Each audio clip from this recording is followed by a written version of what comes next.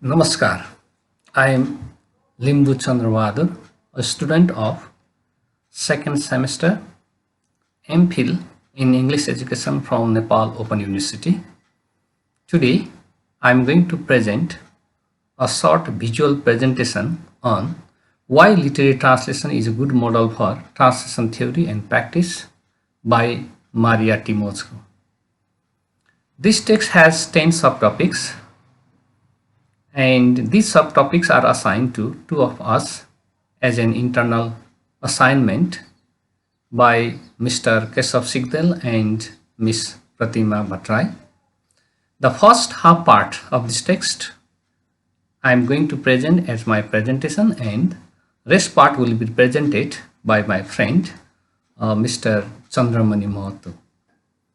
So in this very first part, I am going to talk regarding the introduction or highlights of my presentation.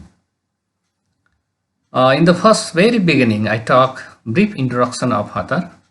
Next, literary language as language writ large, and I talk cultural asymmetries in literary translation. Next, I talk beyond semantic meaning. And finally, I talk decision making and the metonymics of translation. So, as a brief introduction of the writer, her full name is Maria Fleming Timosco. She was born in Cleveland, Ohio, the United States of America in 1943. She is a scholar of comparative literature and a professor at the University of Massachusetts, and similarly she is the former president of Celtic Studies Association, North America. In this very first slide,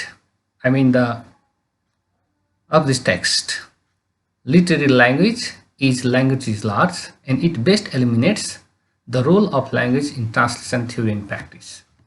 Here, the term language writ large refers a type of language that is elaborated, that is expanded, which helps to understand very easy. So it is considered literary language is very rich language and also very complex language. It is rich because it is formed from the national language, and it is complex. Why? Because it represents all the manifestations of cultures. Similarly, literary translation mostly talks language topology. That means this is the linguistic variation.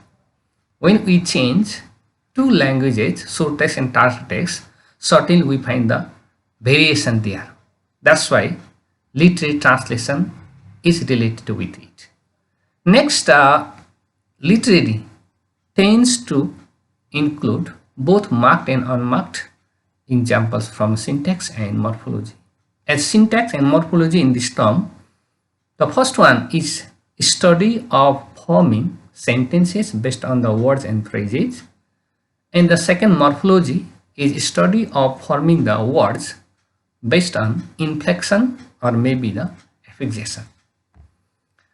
And it talks about the dialects and the registers with the technical language, because when we translate during that time, we have to consider it may be the dialogue or maybe the register.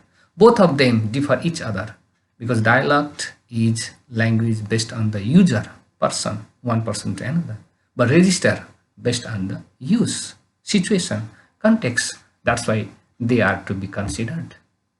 Similarly, next I shall talking about cultural asymmetries in literary translation, content and context in translation theory.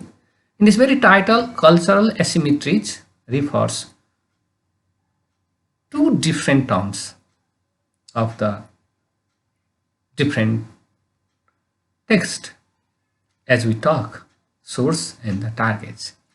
That's why here we should say cultural translation can be considered as a best model. Why? Because it always targets cultural asymmetries, which are the two different terms we faced while translating the text from one to the another one. Similarly, it is included with the interface of the content. Interface of the content refers here. Same thing is that because this is related with a situation where two things come together but they affect one to the another. This is also a kind of obstacle we face while changing one source text into the target language, I hope. And we transpose, we change a content of a source text into the another target text. So these are the things we find in cultural asymmetries, I hope. In the next, I talk regarding beyond semantic meaning. Meaning sometimes goes beyond the semantic, beyond the semantic. It means we should interpret based on the maybe situation.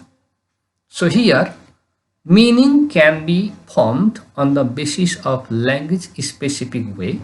Similarly, meaning can be also conditioned by some other interpretation, some of the context.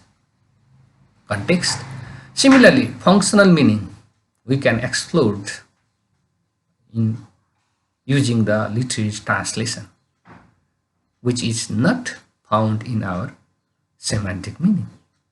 That's why meaning certainly goes beyond the semantic meaning, beyond the real meaning, or maybe the linguistic meaning.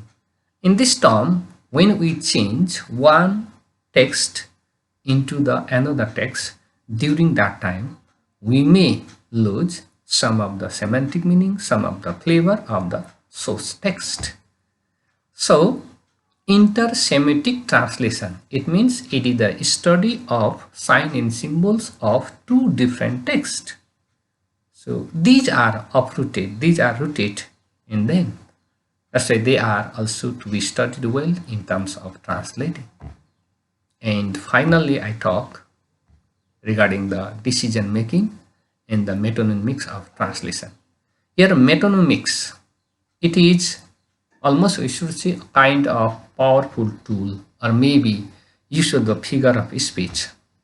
Here, mostly we want talking about the role of the translator, because decision making depends upon the cultural anisomorphisms and asymmetries. Here, cultural anisomorphisms and asymmetries refers two different terms come together, but they are not the same, opposite. As in Nepali, we should say Gundruk and Sinki. When we translate these two terms into the English, that we cannot find exact the word. That's why this is called cultural anisomorphisms or asymmetries. So every aspect of the source text, when we translate into another one, maybe we cannot capture it, maybe we cannot get it. That's why a translator must select the important facts. He has to think which one to be avoided. So there could be some of the complexity in terms of literary work, because one text might have multiple translations. So a translator should think about it by saying some of the words. My presentation is completed. Thank you. Namaskar.